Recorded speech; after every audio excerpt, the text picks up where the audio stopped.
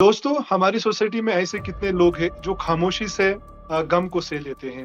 चाहे उनको फिजिकली हिरास किया जाता है या मेंटली उनको एक्सप्लॉइट किया जाता है। वो डर के मारे क्यों नहीं बोल पाते हैं, उनके साथ क्या मसला होता है, ये वो ही जानते हैं। डोमेस्टिक वायलेंस, जी हाँ दोस्तों, आप इस लफ्ज को अक्सर और बेशर सुनते आ रहे होंगे और इसी बारे में आज हम जानने की कोशिश करेंगे कि डोमेस्टिक वायलेंस क्या होती है। पूरा जी, मेरा पहला सवाल आपसे यही होगा कि हमारे नाज़रीन को मुझे ये बता दीजिए कि डोमेस्टिक वायलेंस हम किसको कहते हैं? Well, if we talk about domestic violence as a broader concept, it's any kind of abuse, चाहे ये physical abuse हो, चाहे emotional abuse हो, verbal abuse हो, sexual abuse हो या financial abuse हो, किसी भी type of abuse को हम domestic violence कह सकते हैं, चाहे वो if it happens within a home or in a close relationship, it's a domestic violence. It usually Okay. involves partner, your spouse, or your parents, or any family member who is trying to control you, who is trying to hurt you, or dominate the other person. तो मुझे ये जी बता दीजिए, domestic violence होता क्यों और उसके domestic violence के रीजन क्या होते हैं? The reason can be anger or emotional control. अगर कोई इंसान किसी को इमोशनली कंट्रोल करना चाहे, इमोशनली डोमिनेट करना चाहे या इट कैन बी एंगर, किसी इंसान का गुस्सा होता है, एंगर इश्यूज किसी इंसान में होते हैं, किसी इंसान के कंट्रोलिंग इश्यूज होते हैं, like they want to gain power over someone.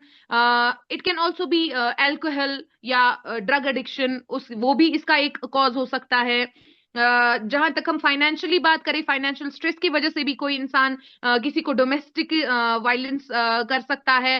और लर्न्ड बिहेवियर भी एक रीजन हो सकता है डोमेस्टिक वायलेंस का. जैसे for example, if someone has grown up in a violent home with violent parents, violent siblings, hmm, violent elders, that can also be one of the reason for domestic violence. अक्सर किन लोगों को ज्यादा domestic violence का शिकार होना पड़ता है?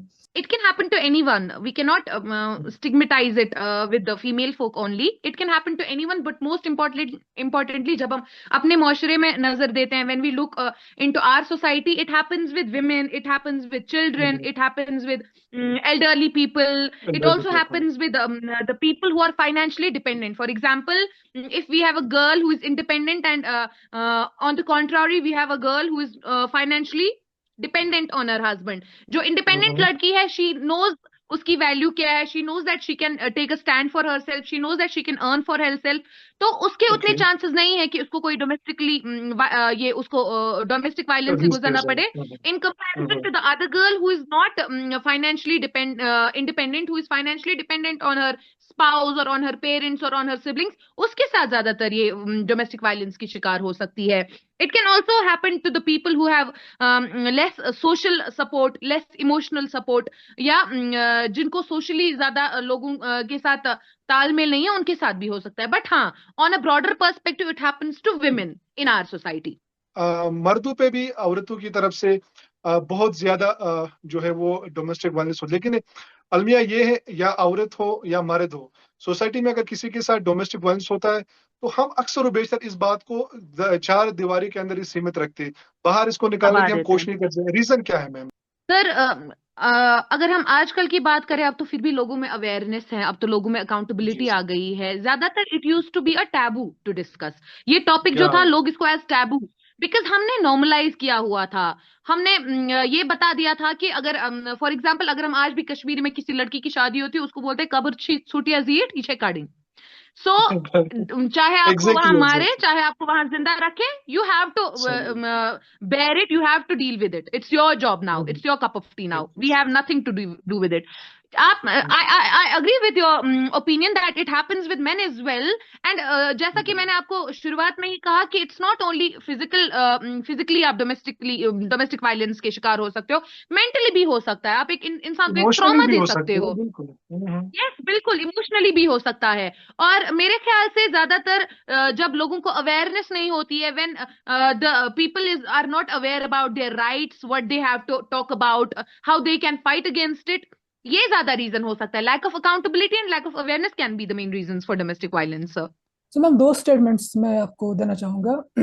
एक है कि दिन ब दिन जो है डोमेस्टिक वायलेंस है वो बढ़ रही है, और दूसरा स्टेटमेंट है कि दिन ब दिन नहीं बढ़ रही है, लेकिन जो आजकल के लोग हैं वो अवेयर है तो वो रिपोर्ट करते हैं लीगली। सो आपको क्या लगता है दोनों में से कौन सा स्टेटमेंट ठीक है? दिन ब दिन बढ़ती है ये तो मैं नहीं कह सकती, but yes, domestic violence, it was in past, it is in present, and it will be in future unless and until we will not work towards it. But what I agree is कि अगर ये बढ़ रही है या अगर ये उसी रेट से चल रही है, बट ये है कि लोगों में अवेयरनेस आ रही है, लोगों को पता है that we have to raise our voice against it and we have to stop it.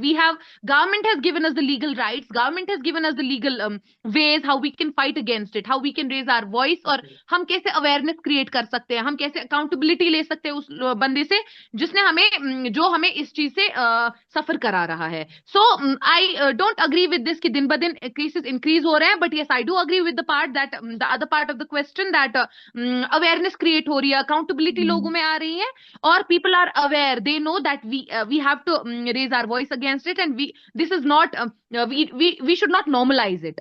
एक तो हमने ये बोला है that we should not share, this is our personal thing. I agree, this is our personal thing, but जब ये personal चीजें आपकी सेल्फ रिस्पेक्ट, आपकी डिग्निटी, आपकी इंटीग्रिटी के अगेंस्ट हो जाए, then it no more remains personal. उसके बाद ये पर्सनल रही रहता है, उसके बाद तो ये आपकी शख्सियत, आपके वजूद पे बात उठती है. एंड सेकंड थिंग इज कि वही again that we have normalized, हम नॉर्मलाइज करते हैं, हम इग्नोर करते रहते हैं, चलो आज हो गया दोबारा नहीं होगा, दोबारा हो गया तीसरी बार नहीं होगा, तीसरी बार हो गया चौथी बार नहीं होगा.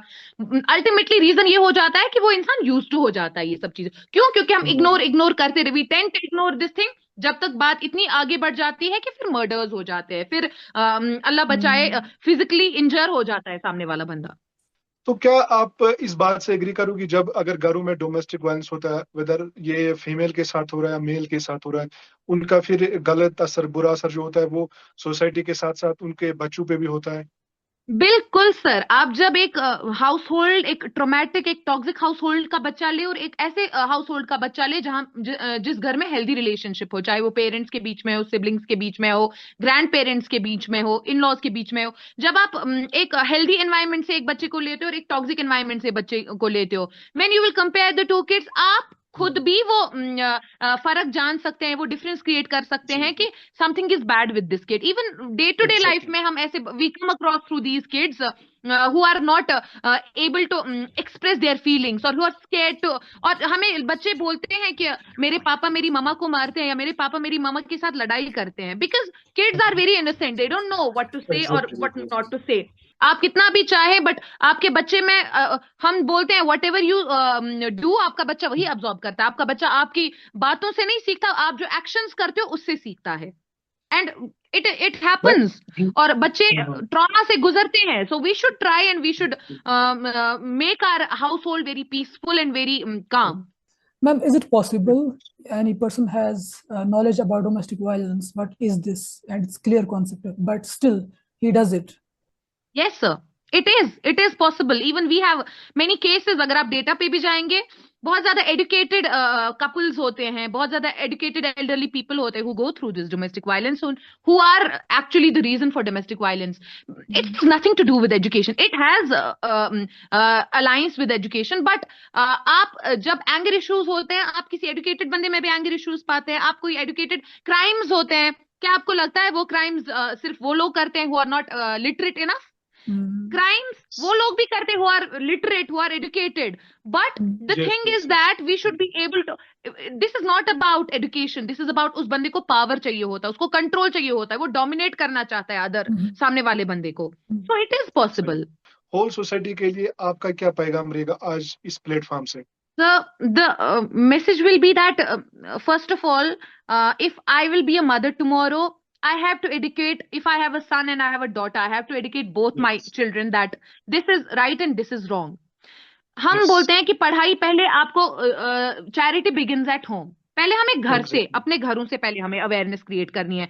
जब हम अपने घरों से अवेयरनेस क्रिएट करेंगे, तब जाके हमारे बच्चे और दो चार बच्चों से मिलके वो अपनी सराउंडिंग्स में बताएंगे. So being a women, we play a very vital part in our society. If we want, we can change the perspective of the society. If we want, we can create a massive change in the society. बिल्कुल. यकीनन दोस्तों, आज के इस बातचीत में यकीनन एक बात वाज़ेह तौर पे मुझे नजर आ रही है कि कुरैश जी का भी यही मानना है। हमेशा वो कहते हैं ना कि अपने घर से शुरुआत करनी चाहिए हर एक अच्छे काम की।